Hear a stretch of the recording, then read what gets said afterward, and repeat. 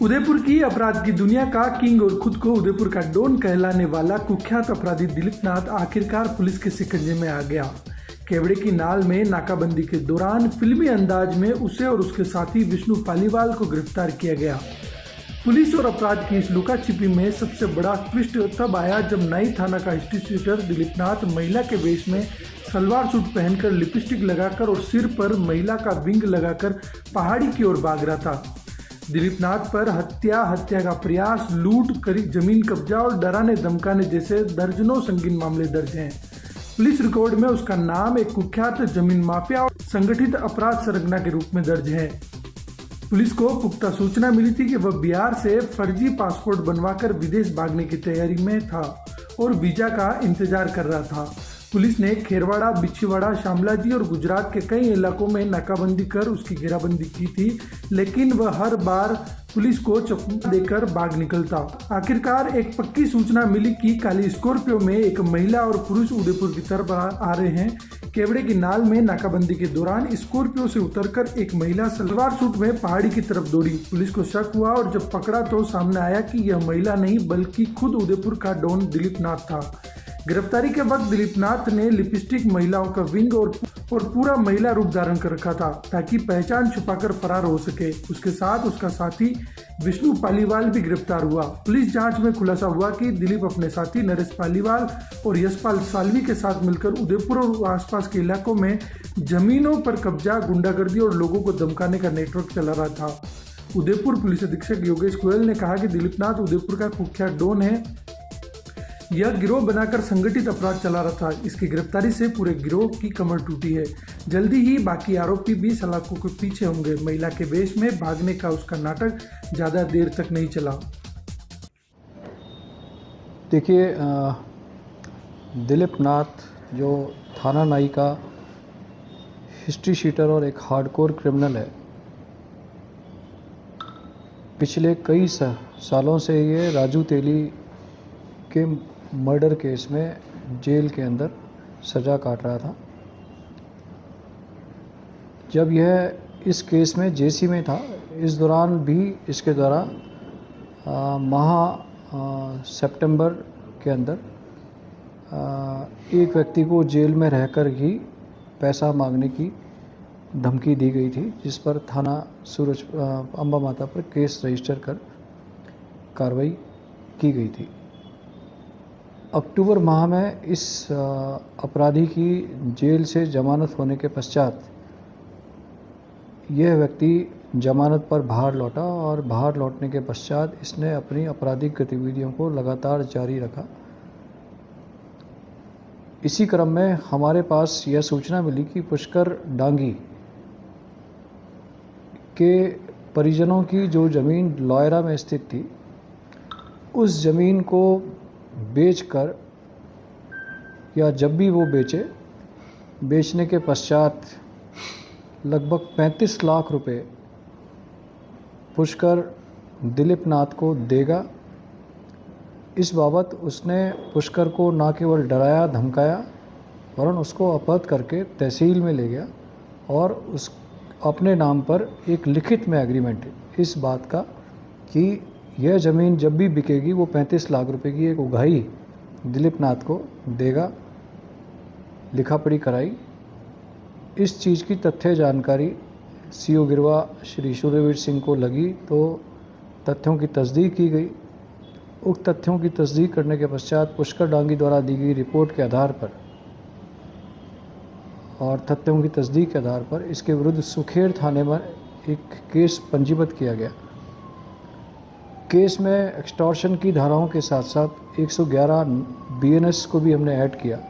111 BNS syndicate के रूप में आप कोई अपराधों को करते हैं, उससे संबंधित है। इस प्रकरण का अनुसंधान चल ही रहा था, उसी दौरान इसके विरुद्ध 2 और प्रकरण हिरणमगरी और अम्बा माता में दर्ज हुए। हिरणमगरी में आयुष लोढ़ा ने इसके विरुद्ध एक प्रकरण दर्ज कराया, जिसमें इस दिलीप नाथ के विरुद्ध कि उससे लगभग 25 लाख रुपया उसने डरा धमका करके ऐंठा। इसी तरह से एक अन्य केस जिसमें यशवंत सालवी जो थाने का बदमाश है, उससे जो हथियार हमने बरामद किए थे, उस हथियार को मुख्यतः सप्लाई करने वाला भी ये दिलीप नाथ था। इस तरह से लगभग 3 केसेस के अंदर यह दिलीप नाथ वर्तमान में फरार था, वांटेड था। इसके विरुद्ध 10,000 का एक इनाम घोषित था और भी दूसरे प्रिवेंटिव एक्शंस के तहत इसके विरुद्ध कार्रवाई प्रस्तावित थी।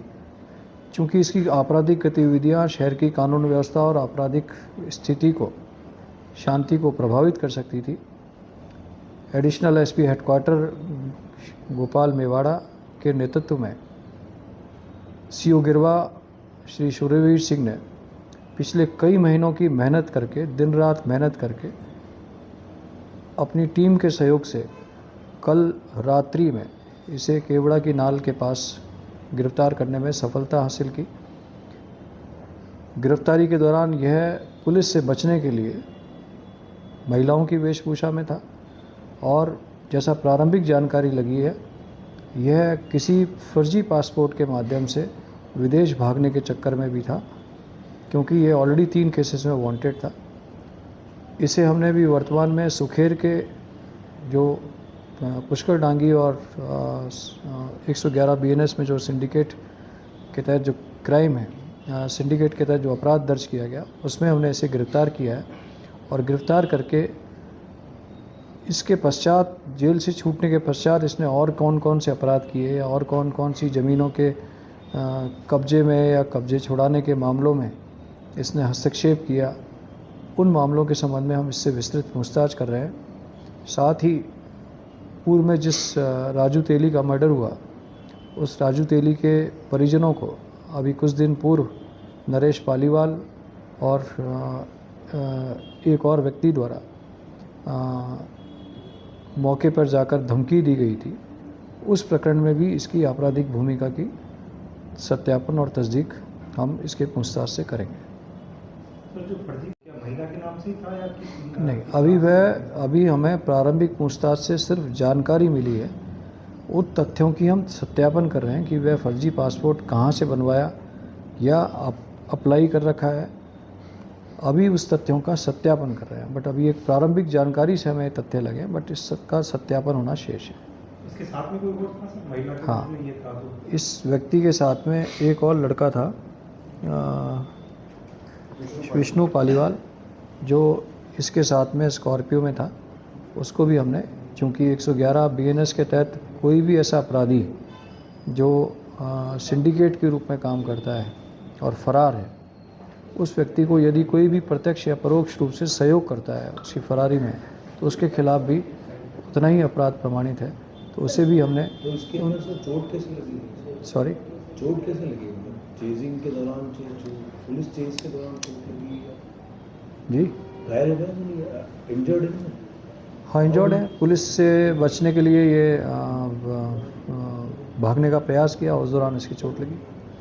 इसके पास बैग वगैरह भी मिले? देखिए, अभी इसके पास जो भी सामग्री मिली है, उन सामग्री का जो भी रिकॉर्ड इसके पास मिला है, इसके मोबाइल मिले हैं, उन सब का एनालिसिस अब करना शेष है, क्योंकि देर रात्रि हमने इसको गिरफ़्तार किया। गिरफ़्तार करने के पश्चात इसका इलाज कराया। इलाज के पश्चात अब इससे लगातार पूछताछ कर रहे हैं। तो पूछताछ के पश्चात वस्तु स्थिति और स्पष्ट होगी।